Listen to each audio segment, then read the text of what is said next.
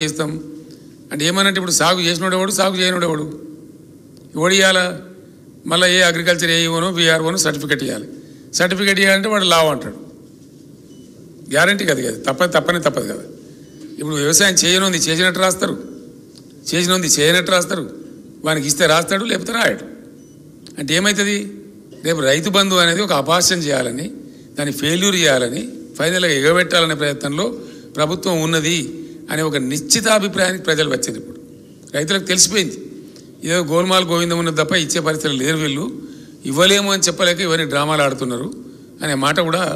రైతులకు అర్థమైపోయింది ఆ ఆర్థిక భారాన్ని తప్పించుకోవడానికి ఇది ఒక నాటకము వీళ్ళు చేస్తున్న నాటకం అని కూడా రైతులకు డౌట్ వచ్చింది దగాపడ్డం మోసపోయినాం మంచిగా ఉన్న వాళ్ళం చెడిపోయినాం అనే మాట కూడా రైతులకు ఆగ్రహం తెప్పించింది ఆ ఆగ్రహం యొక్క ఫలితాలు కూడా ఇప్పుడు కాంగ్రెస్ పార్టీ ఎన్నికల్లో చవి చూడబోతుంది చేనేత కార్మికులండి ఒకరని కాదు వీళ్ళు చేనేత కార్మికులు ఏంటంటే 2014 ముందు తెలంగాణ రాకముందు ఒక్కొక్క ఊర్లో 7 ఒక్కొక్క రోజు 11 మంది 6 5 ఇట్లా చచ్చిపోయినారు ఆత్మహత్యలు చేసుకున్నారు భూదాన పోచంపల్లికి నేనే వెళ్ళినా ఒకటే రోజు 7 చచ్చిపోతే సరే అప్పుడున్న ప్రభుత్వాన్ని వేడుకుంటే వాళ్ళు సాయం చేయలేదు అది వేరే సంగతి కానీ దుబ్బాకలో సిరిసిల్లలో గద్వాలలో మన నారాయణపేటలో చాలా చోట్ల ఎక్కడెక్కడైతే చేనేత కార్మికులు ఉన్నారో వందల సంఖ్యలో ఆత్మహత్యలు చేసుకున్నారు చాలా వల్నరబుల్ లైఫ్ అయిపోయింది వాళ్ళది దాన్ని గమనించి మేమేం చేసినామంటే వాళ్ళకు ఉపాధి కల్పించాలి వాళ్ళని బ్రతికించాలి అట్లనే కొంత పేదలకు సాయం జరగాలి అని మేము ఒక ఎత్తుగడతోని ప్రభుత్వం ఒక మంచి స్ట్రాటజీ తయారు చేసి వాళ్ళకు బతుకమ్మ చీరలు తయారు చేయమని చెప్పినాం పేద ప్రజలకు పంచిపెడదామని రంజాన్ కానుకల కోసం బట్టలు తయారు చేయమని చెప్పినాం క్రిస్మస్ కానుకల కోసం బట్టలు తయారు చేయమని చెప్పినాం స్కూల్ యూనిఫామ్స్ వాళ్ళకి ఇచ్చినాం ఇంకా చాలా ప్రయత్నాలు చేసినాం దాంతో కొంచెం మెరుగున పడ్డారు వాళ్ళు పాపం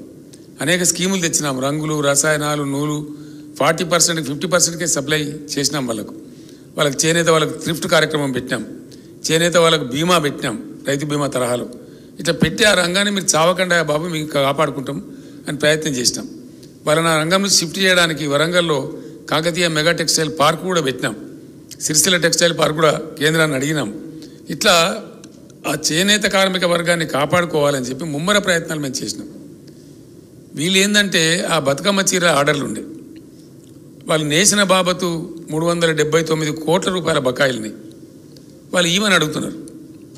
అరే మా బకాయిలని ఇవ్వండి బాబు కొత్త వాటికి ఆర్డర్లు ఇవ్వలేదు రంజాన్ తోఫా కూడా ఎగబెట్టినారు ఈసారి రంజాన్ కూడా కానుకలు ఇవ్వలేదు అది ఇవ్వలేదు ప్లస్ వాళ్ళకి ఆర్డర్లు ఇవ్వలేదు బకాయిలని ఇవ్వండి మేము బతుకుతాం తినాలి కదా మేమంటే బకాయిలు ఇవ్వలేదు కదా అని చెప్పి అడిగితే ఒక కాంగ్రెస్ నాయకుడు వచ్చి వాళ్ళని నిరోధులు అమ్ముకొని బతకమనండి మొన్నటిదాకా దుబ్బి తిన్నది చాలలేదా వాళ్ళని పాపడాలు అమ్ముకొని బతకమనండి అని చాలా ఘోరంగా మాట్లాడితే నాకు కోపం వచ్చింది నేను కొంచెం తీవ్రంగా ఖండించిన అదేందో నేను మహత్తరమైన తప్పు చేసినట్టు చేనేత కార్మికుల తరఫున మాట్లాడితే వాళ్ళ బాధను ఎక్స్ప్రెస్ చేయాలని నేను కొంచెం వ్యంగ్యం ప్రయోగిస్తే అదేందో నేను మహత్తరమైన తప్పు చేసినట్టు నా గొంతు నొక్కటట్టు నా మీద 48 గంటల నిషేధం పెట్టినారు అంటే ఏం చేనేత కార్మికుల పక్షాన మాట్లాడే తప్ప ఎందుకు చేయాలి ప్రభుత్వం ఎందుకు చేసింది ఆర్డర్లు ఇవ్వరు బతుకు తెరువు కల్పించరు చేసిన పనికి కూలి అడిగితే ఇవ్వరు ప్రభుత్వంలో పెండింగ్ ఉన్న బకాయిలు అడిగితే ఇవ్వరు చివరికి నిరోధులు అమ్ముకోండి అని వాళ్ళని అవమానిస్తారు ఇట్లా చాలా ఘోరమైన కథ మళ్ళీ ఇప్పుడు 4 చేనేత కార్మికులు చచ్చిపోయారండి ఆత్మహత్య చేసుకున్నారు సిరిసిల్లలో అక్కడ స్థానిక నాయకులు వాళ్ళని పరామర్శిస్తూ ఉన్నారు వీళ్ళకి చేనేత కార్మికులు ఎట్లా వట్లేస్తారండి ఎందుకు వేస్తారు వెయ్యరు డెఫినెట్గా వాళ్ళ ప్రతాపం ఎంత చూపెడతారు ఇప్పుడు వాళ్ళు ఇవ్వకపోగా వాళ్ళ యొక్క ఆత్మగౌరవాన్ని దెబ్బతీసినారు కాబట్టి డెఫినెట్గా ఆగ్రహం ఆ వర్గాల నుంచి తప్పదు అదేవిధంగా పల్లె ప్రగతి పట్టణ ప్రగతి అని చెప్పి మేము 12,769 గ్రామ పంచాయతీలు రాష్ట్రంలో ఉంటే నేను పట్టుబట్టి ఎంబడబడి ఆల్ 12,769 గ్రామాలకు ట్రాక్టర్లు సమకూర్చాను ఇండియాలో 1 and only స్టేట్ తెలంగాణ 12 అంటే అన్ని గ్రామ పంచాయతీలకు 300 జనాభా 500 జనాభా ఉన్న గ్రామ పంచాయతీలకు కూడా ట్రాక్టర్లు సమకూర్చిన ఏకైక రాష్ట్రం తెలంగాణ బీఆర్ఎస్ ప్రభుత్వ ఆధ్వర్యంలో ఇది మీరందరూ సాక్షులు దానికి అనేక మంది అధికారులకు అనేక మంది అనుమానాలు ఉంటే నేను చెప్పి వాళ్ళని దబాయించి ఆ రోజు ఇప్పించినాం ట్రాక్టరు ట్రాలీ ట్యాంకర్ 3 ఇప్పించినాం దాంతో ప్రయోజనం ఏంటంటే రోజు చెత్త తీసే పద్ధతి ఖచ్చితంగా హరితారం మొక్కలు కాపాడే పద్ధతి